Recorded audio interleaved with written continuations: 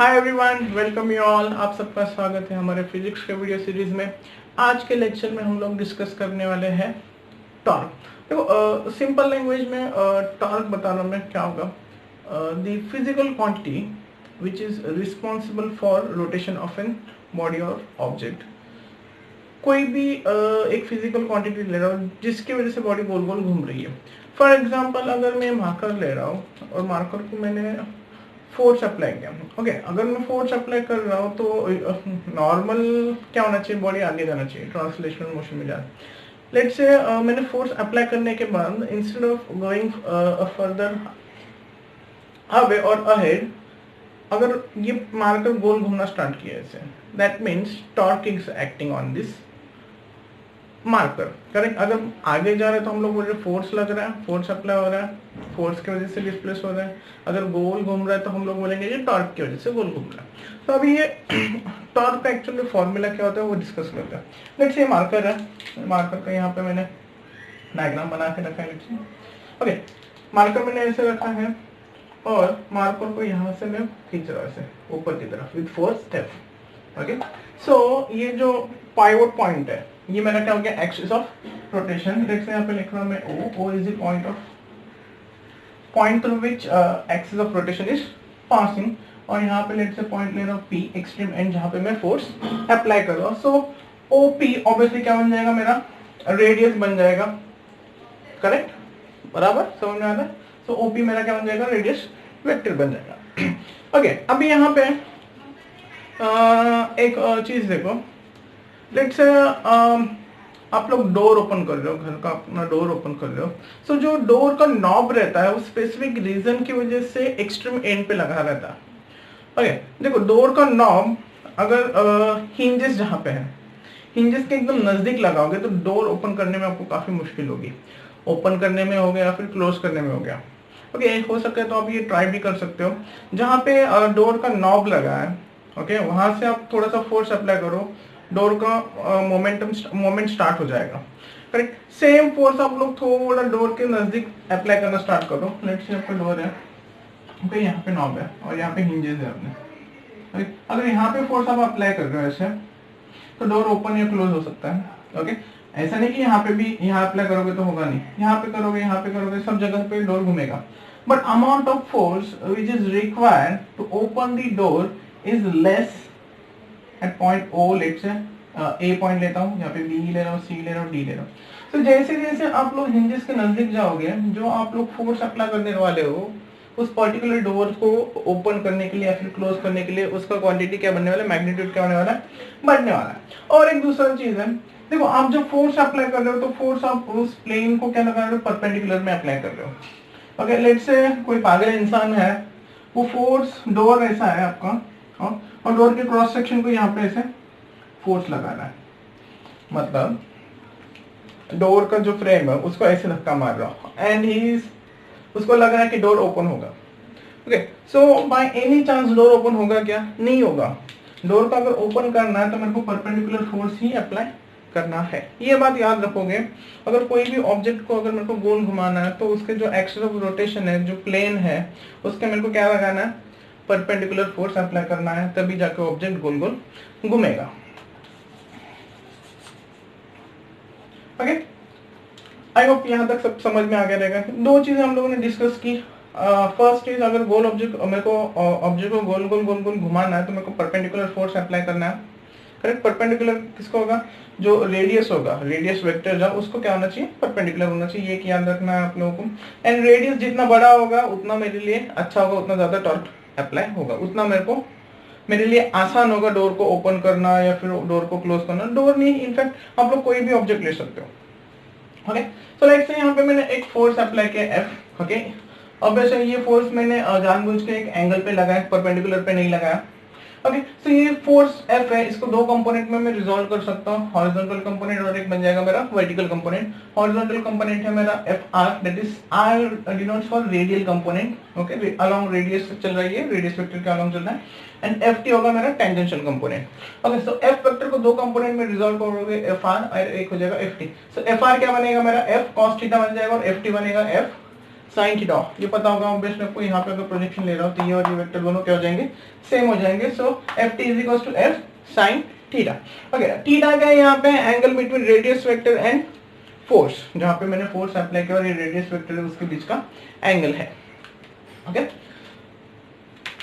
सो यहाँ से आपको एक बात पता चल गई है कि that is the ability of a force to rotate any object is not only depend on force but also depends on radius. बराबर, अगर रेडियस में चेंज कर रहा हूँ तो जो उस फोर्स का एबिलिटी क्या हो सकता है, कम ज्यादा हो सकता है।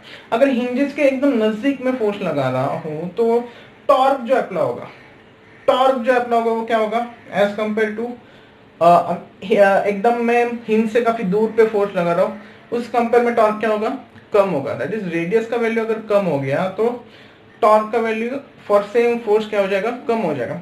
सो ability of a force to rotate any object is depends on force as well as radius और पॉइंट ऑफ एप्लीकेशन। जितना दूर होगा उतना बेटर होगा। सो इसी को हम लोग क्वांटिटी को डिफाइन करते हैं tau, that is torque equals to R F T, R F T। Okay, अभी F T क्यों लिया, क्योंकि हम लोगों ने अभी डिस्कस किया था अगर मेरे को कोई भी ऑब्जेक्ट को घुमाने तो मेरे को कौन सा फोर्स चाहिए, टेंजेंशियल फोर्स चाहिए। रेडियल फोर्स में लगाऊंगा तो डोर ओपन नहीं हो रहा था हम लोगों का, समझ में आ रहा है। सो सेम फॉर्मूला को मैं ऐसे भी लिख सकता हूँ, R F sin theta. Okay, okay, अभी अगर ये देखो f ऑब्वियसली एफ टी को मैंने लिखा है f sin थीटा बराबर, सेम मैं r और sin थीटा को कंबाइन करूंगा तो मेरे को ये वाला एक लेंथ मिलेगा, r परपेंडिकुलर। ये देखो, ये तो थीटा होगा मेरा, तो ये वाला जो लाइन होगा, करेक्ट। ओके, ये थीटा नहीं होगा मेरा, ये वाला थीटा था बराबर, तो ये थीटा होगा मेरा। तो हॉरिजॉन्टल कंपोनेंट मेरा क्या बनेगा इस केस में, r sin थीटा। तो कभी कभी इस फॉर्मूला को हम लोग ऐसे भी लिखते हैं, r परपेंडिकुलर। देखो, तो टॉर्क फाइंड करने के लिए यहाँ पे मेरे को तीन फॉर्मूलास पता चल गए। अगर मेरे को r दैट इज रेडियस पता है, फोर्स पता है और दोनों के बीच का एंगल पता है, तो मैं ये वाला फॉर्मूला यूज करूंगा, r f sin theta. Radius पता है, फोर्स का मैग्नीट्यूड पता है एंड दोनों के बीच का एंगल मेरे को अगर पता है तो ये वाला फॉर्मूला यूज करता हूँ। दूसरा, अगर मेरे को रेडियस पता है एंड परपेंडिकुलर फोर्स पता है, रेडियस पता है एंड परपेंडिकुलर फोर्स पता है, तो मैं आर एफ टी यूज करूंगा परपेंडिकुलर फोर्स के लिए। ओके, अभी मेरे को रेडियस नहीं पता, एक्चुअल रेडियस नहीं पता, मेरे को फोर्स पता है, एफ पता है एंड मोमेंट आर्म पता है। मोमेंट आर्म क्या होता है, okay, line of action end moment arm बता देता हूँ। लाइन ऑफ एक्शन मतलब ये जो फोर्स जिस लाइन पे लग रहा है, अगर यहाँ से एक स्ट्रेट लाइन ड्रॉ करूंगा मैं, उसको हम लोग बोलेंगे लाइन ऑफ एक्शन, करेक्ट। तो लाइन ऑफ एक्शन को अगर मैं नीचे ले रहा हूँ, एक्सटेंड करते जाऊंगा और यहाँ से परपेंडिकुलर ड्रॉ करूंगा, कहाँ से, एक्सिस ऑफ रोटेशन से, इसको मैं बोलूंगा मोमेंट आर्म, इसको क्या बोलूंगा, moment arm. So R perpendicular, ये एक्चुअल में क्या है हमारा, मोमेंट आर्म। सो अगर मेरे को मोमेंट आर्म पता है और फोर्स पता है, मोमेंट आर्म एंड फोर्स पता है, तो टाउ का मैं ये वाला फॉर्मूला यूज कर सकता हूँ। ये हो गया हमारे तीन फॉर्मूले, किसके लिए, टॉर्क के लिए। टॉर्क इज इक्वल्स टू ये वाला याद रखते हो, आर एफ साइन थीटा और आर एफ टी और R perpendicular F. R perpendicular का मतलब क्या होगा, मोमेंट आर्म। ओके, अब यहाँ पे इस क्वांटिटी को थोड़ा ध्यान से ऑब्जर्व करोगे तो ये आपको क्रॉस प्रोडक्ट की याद दिला रहेगा, क्योंकि साइन थीटा आ रहा है मतलब ये आर एंड एफ का क्या है, क्रॉस प्रोडक्ट है। So tau is equal to हम लोग ऐसे भी लिखते हैं, आर क्रॉस एफ। ओके, अब ये वाला फॉर्मूला कब यूज करना और ये वाला कब यूज करना है वो देखते हैं। ओके, देखो अगर वेक्टर के फॉर्म में दिया है तो ऑब्वियसली हम लोग बोलेंगे कि ये वाला यूज करना है, लेकिन इसका फिजिकल मतलब क्या होगा। देखो, जैसे मैंने एंगुलर डिस्प्लेसमेंट, एंगुलर वेलोसिटी के टाइम पे बताया था, पूरा का पूरा सिस्टम हमारा ऊपर या फिर नीचे नहीं जाता। ओमेगा, सिर्फ ओमेगा जो एरो दिया था हम लोगों को, ओमेगा का जो वैल्यू मिल रहा था, ओमेगा वेक्टर मेरे को क्या रिप्रेजेंट कर रहा था, एक्सिस ऑफ रोटेशन को रिप्रेजेंट कर रहा था। सेम ये जो फॉर्मूलाज है ऊपर वाले, ये कब हम लोग यूज करते हैं, जब मेरे को एक्सिस ऑफ रोटेशन पता होगा। हम लोग एक्सिस ऑफ रोटेशन के अबाउट फॉर्मूला यूज करेंगे। ये वाला फॉर्मूला हम लोग कब यूज करते हैं, when we are about to find torque torque about any particular point, एक पॉइंट के अबाउट अगर मेरे को टॉर्क निकालना है तब ये वाला फॉर्मूला यूज करते हैं। एनी पॉइंट के लिए अगर पॉइंट के अलोंग निकालना है तो ये वाला फॉर्मूला यूज करेंगे, एक्सिस ऑफ रोटेशन दिया तो ये वाला फॉर्मूला यूज करेंगे हम लोग। ओके, तो यहाँ पे ये बार दिया जो है वेक्टर का जो एरो दिया, सी एक्चुअल में मेरे को किसका लोकेशन बताएगा, एक्सिस ऑफ रोटेशन का। टाउ बार मेरे को एक्चुअल में किसके बारे में इंफॉर्मेशन दे रहा है, एक्सिस ऑफ रोटेशन के बारे में। जैसे ओमेगा में हम लोगों को मिल जाता है तो एक्सिस ऑफ रोटेशन के बारे में इंफॉर्मेशन मिल रहा है। इसका दूसरा फिजिकल मीनिंग कुछ नहीं है, जस्ट वेक्टर के हम लोगों का यूजुअल टेंडेंसी रहता है क्रॉस प्रोडक्ट करे तो मेरे को थर्ड वेक्टर मिल रहा है, दैट मींस पूरा का पूरा सिस्टम ऊपर जा रहा होगा तो नीचे जा रहा होगा। यहाँ पे भी सेम हम लोग टाउ का डायरेक्शन डिफाइन करेंगे राइट हैंड थंब रूल से। ओके, आर फर्स्ट वेक्टर हो जाएगा, एफ हमारा सेकेंड वेक्टर हो जाएगा।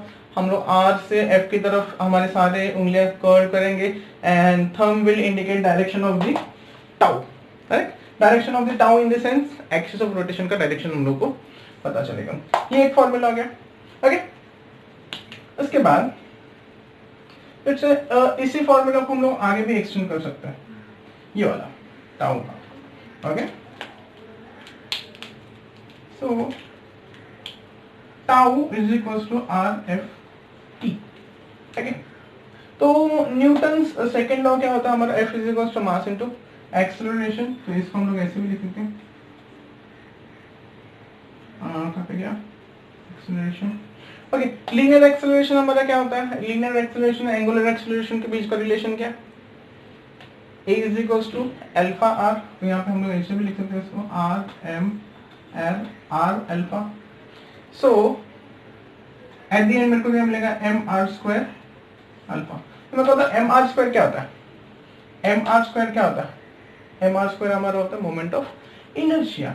सो मेरे को फॉर्मूला मिल गया I alpha. So tau is equals to I alpha. अगर मेरे को मोमेंट ऑफ इनर्शिया पता है ऑब्जेक्ट का एंड एंगुलर एक्सेलरेशन पता है, then tau is given by I alpha. इसको हम लोग Newton second law of rotation भी बोल सकते हैं। ये F is equals to M A, that is मा हम लोग जो बोलते हैं उसी की तरह काम कर रहा है। देखो F is equals to M A में एम क्या था, लीनियर इनर्शिया था, ए था लीनियर एक्सेलरेशन, ये हमारा tau is equals to I alpha आ गया। आई यहाँ पे क्या है, rotational inertia that is moment of inertia, alpha है हमारा angular acceleration. I hope torque के आपको इस सब फॉर्मूलेस पता चल गए रहेगा और इसका फिजिकल मीनिंग क्या है, अलग अलग केसेस में कौन सा फॉर्मूले यूज करने, आई होप आपको ये पता चल गया रहेगा।